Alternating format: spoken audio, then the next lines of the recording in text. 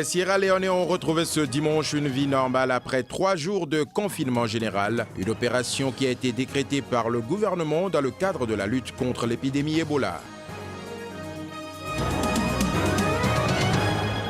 2 ans et demi après sa défaite, Nicolas Sarkozy a annoncé son retour officiel en politique ce week-end. Qu'en pensent les Français? Des réactions dans ce journal.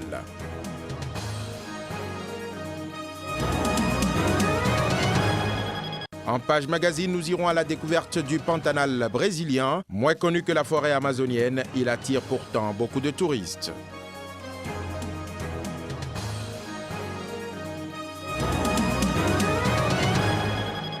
C'est un réel plaisir pour moi de vous retrouver sur Sika. Mesdames et messieurs, bonjour. Démarrons cette tranche d'informations par le Nigeria. Des semaines après l'effondrement de l'immeuble appartenant au célèbre et sulfureux télévangéliste nigérien TB Joshua, l'un des rescapés a accepté de se confier à la presse. Taiwo, c'est son nom. Rescapé des décombres, affirme que c'est plutôt une force satanique qui est à l'origine de cet accident qui a fait officiellement 86 morts, dont 84 Sud-Africains, et pour lequel les autorités de Pretoria demandent des clarifications au gouvernement du Nigeria. Le principal parti de l'opposition sud-africaine, l'Alliance démocratique, a appelé ce dimanche le gouvernement à poursuivre l'évangéliste nigérien et son église, les pointant comme les principaux responsables du lourd bilan de ce drame. Je vous propose ici de suivre un extrait de la déclaration du rescapé Taiwo. J'ai entendu un son très fort. J'ai regardé et j'ai vu le mur se détacher, comme dans une scène de film. Quand j'ai repris conscience après un certain temps, dans les décombres, tout était si rapide. Les gens criaient et j'ai essayé de garder mon calme. Personnellement, je crois que c'était une attaque. Évidemment, tout ce qui n'est pas bon vient de Satan. Mais c'est une attaque humaine. L'idée que les gens pensent que c'est un effondrement, ce n'est pas possible. Les 6 millions de Sierra Leone ont retrouvé ce dimanche soir une vie normale après 3 jours de confinement général. Une opération qui a été décrétée par le gouvernement de Freetown dans le cadre de la lutte contre l'épidémie d'Ebola. Les autorités ont affirmé que cette opération sans précédent et controversée était un succès qui a permis notamment de découvrir plus de 60 corps de victimes et de la maladie et d'identifier 22 nouveaux cas. Rappelons que la Sierra Leone est l'un des pays les plus touchés par l'épidémie et parlant toujours de ce virus Ebola, les autorités du Libéria ont annoncé l'acquisition de 1000 lits supplémentaires pour accueillir les malades. Pendant ce temps, les premiers contingents militaires américains promis par le président américain Barack Obama pour aider à mettre en place les structures sanitaires au Libéria sont en train de se déployer. Toujours parlant du virus Ebola au Nigeria, un autre pays touché par l'épidémie, les écoles rouvrent ce lundi après un mois de vacances forcées par les autorités par crainte d'une propagation du virus. Ce qui a fait 8 morts dans ce pays. Toujours Ebola pendant ce temps à Genève en Suisse.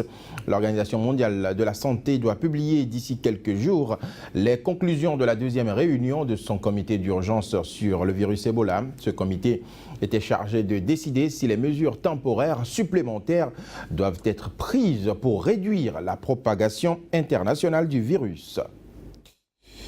Et puis parlant toujours de cette maladie et les moyens de lutte déployés sur le terrain, au Libéria, les autorités ont choisi de s'appuyer sur les responsables locaux et les chefs coutumiers dans le cadre de la sensibilisation contre l'Ebola et la propagation du virus. Une stratégie de proximité qui pourrait porter ses fruits. Reportage. Les réflexions pour combattre l'épidémie du virus Ebola se poursuivent. Au Libéria, les autorités impliquent les chefs coutumiers pour élargir la prévention. L'accent est mis sur le rôle et la responsabilité de la communauté dans cette guerre. Cette épidémie d'Ebola ne peut être mise en échec que par un engagement très important de la communauté. Les communautés ne peuvent pas juste attendre de l'aide, il faut qu'elles aident à se sauver elles-mêmes. Autrement dit, ces communautés doivent être impliquées dans la prévention, la mise en quarantaine et les soins. Pour que la communauté soit impliquée et motivée, il faut qu'elle comprenne de quoi nous parlons. De nombreuses personnes continuent de banaliser l'existence du virus ou de ne pas y croire. Cette ignorance ne fait qu'aggraver le degré de vulnérabilité des populations. Les chefs coutumiers et religieux étant plus proches des populations à la base, leur contribution sera d'une capitale importance dans la lutte contre Ebola. Il y a des gens qui refusent de regarder la vérité en face. Et à cause de cela, ils ne respectent pas des règles. Les gens continuent à enterrer leurs morts de façon traditionnelle. Ils ont pour l'habitude de laver les cadavres parce que la tradition le demande, la religion le demande. Et ils le font avant d'appeler le service de santé. Et le temps que nous arrivions, 1 ou 2 personnes ont été contaminées. C'est difficile de les identifier. Nous avons décidé de faire circuler plus d'informations au sein des chefs coutumiers et de la population afin qu'ils puissent parler du virus. Conscients de la situation, les responsables coutumiers affirment avoir déjà pris leurs dispositions afin de ne plus manipuler les cadavres, par exemple. On avait l'habitude de faire laver les corps, mais on ne le fait pas à l'heure actuelle parce qu'on veut insister sur le fait qu'il ne faut pas le faire. Hier même, quelqu'un est mort dans le coin et nous avons fait appel au service de santé pour qu'il envoie des gens enterrer le corps. Et c'est ce qu'ils ont fait. Et donc, nous n'enterrons plus personne. Si quelqu'un le fait, il sera puni. Tous les responsables de la ville sont au courant. On nous a dit de ne pas baigner nos morts, de ne pas toucher le vomi et d'éviter la viande sauvage. C'est la même chose que nous répétons aux gens autour de nous pour éviter ces problèmes. Et aussi d'éviter les contacts corporels, d'éviter les échanges à cause d'Ebola. Ebola existe, c'est pour de vrai et il ne faut pas se voiler la face.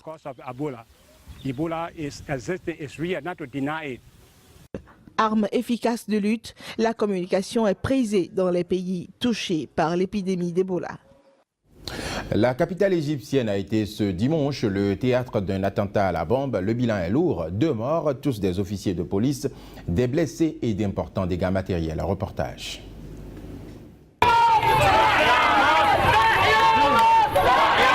L'explosion très puissante est survenue devant l'une des entrées du ministère des Affaires étrangères, faisant sur le champ plusieurs blessés.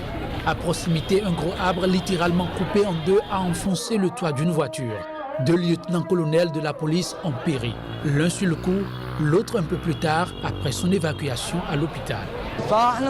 On ne sait pas pourquoi cela est arrivé. Que visait-il exactement? La police ou l'école?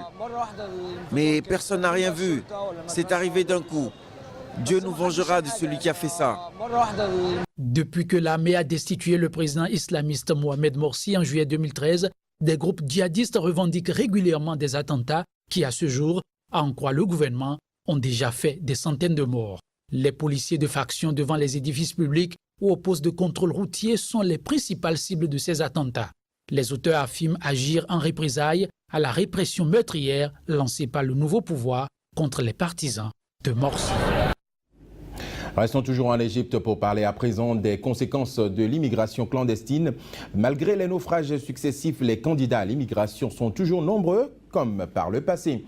Abou Fad, un candidat à l'immigration qui a failli embarquer sur un bateau dont le naufrage récemment a fait des centaines de morts en Méditerranée, est toujours prêt à reprendre l'aventure. Reportage. Abou Fad, pour ainsi le nommer, candidat à l'immigration, aurait bien pu être l'un de ceux à qui le récent naufrage en Méditerranée a coûté la vie. En effet, ce jour-là, lui et sa famille s'apprêtaient à embarquer à bord d'un bateau dans les environs du port égyptien de Damiette, direction l'Italie. Mais ils en ont été empêchés par l'armée qui les a arrêtés. L'armée égyptienne nous a attaqués.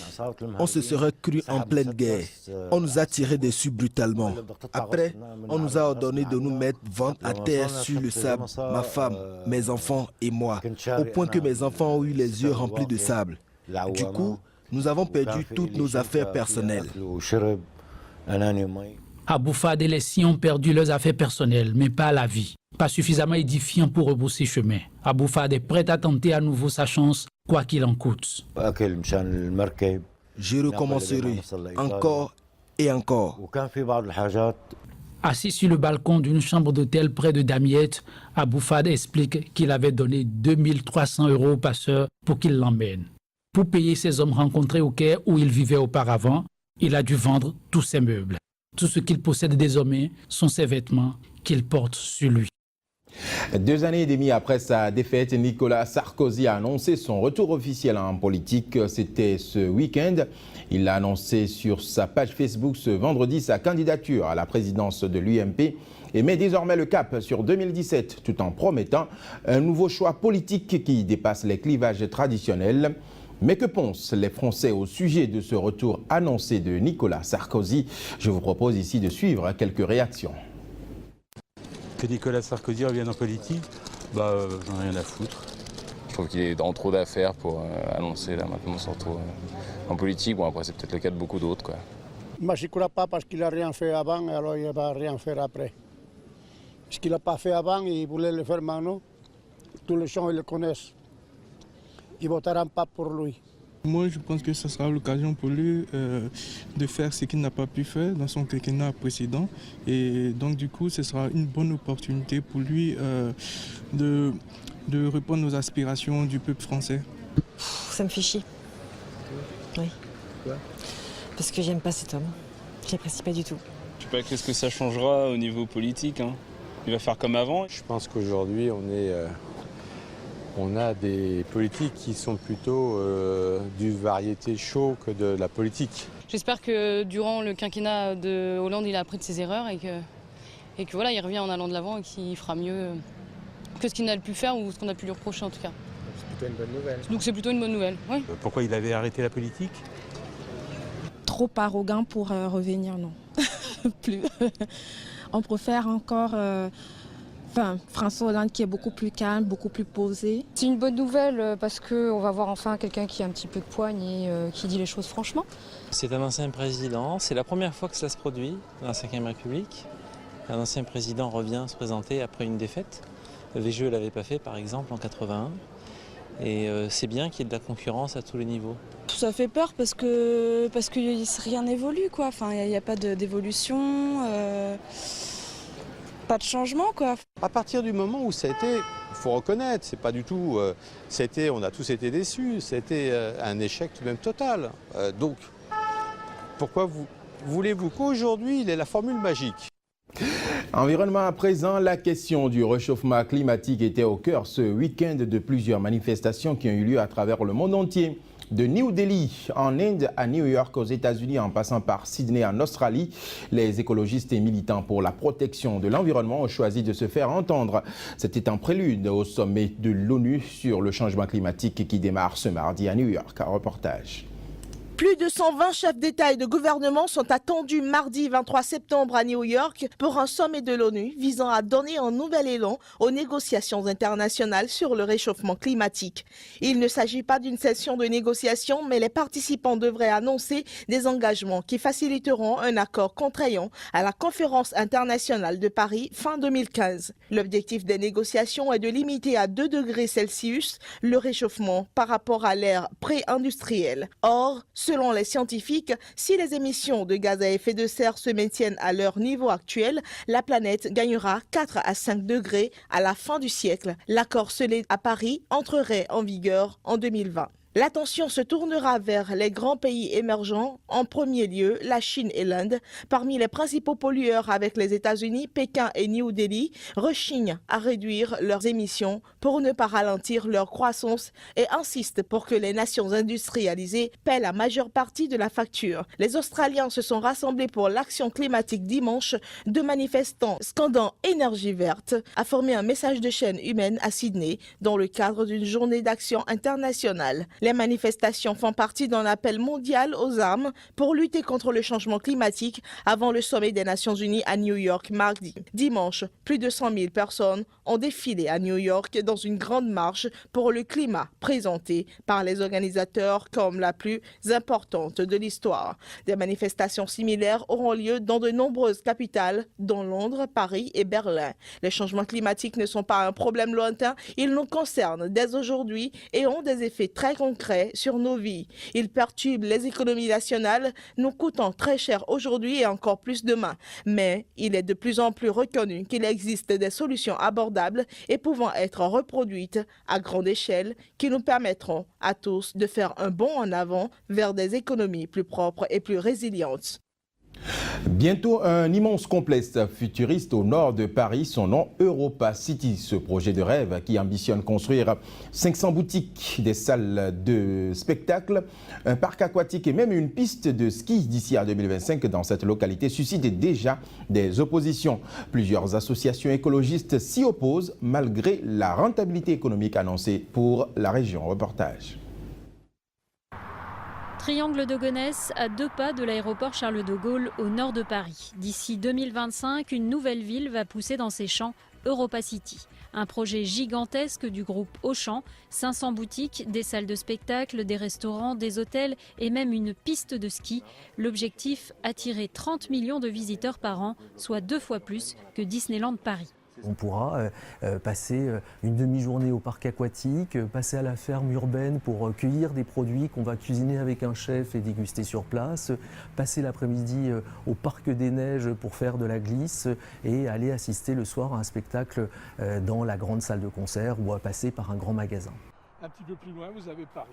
Un enthousiasme que ne partage pas Dominique Play. Cet agriculteur ne veut plus qu'on lui grignote ses champs.